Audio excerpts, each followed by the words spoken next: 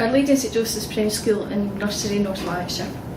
I took over my post as head teacher 2 years ago and had a look first of all about where we were in our curriculum and where we wanted to go and what we had to do to get there. I had to look first of all at the core business and classes, what was going on in my school and what I was needing to do to make things better. So the first thing I had to ensure that there was good quality learning and teaching throughout the school and the nursery, and I had to look at if the CPD and the PRD training was up to date and making sure that people had had a valuable experience with addressing their needs and their professional needs to move on in their practice. I also had to look at my own quality assurance procedures and to make sure that there was effective procedures in place, just to check that there was consistency in the classes and good practice that would lead ultimately to positive impact for learners. We had to look also at our planning. The planning was very much old style forward plans with lots and lots of highlighted sheets that really was a content of what was being taught rather than how it was being taught and the kind of key learning and skills that were being done in classes. And we had to look as well at the assessment of things, looking at how we were going to assess it, what evidence we were going to need. Was it going to be make, say, do or write evidence that staff were going to be collecting from the children? But to do that we had to do quite a lot of work on evaluative language.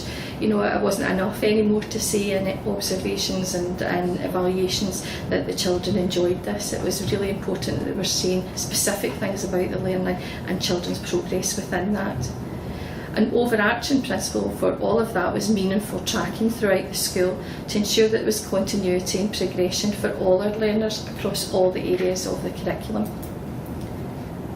So my core business then as the leader was to be very clear about what I wanted the curriculum to look like in my school and look at the totality of the experiences that we had on offer and really to have a joined up approach for the kinds of things that we were offering our children.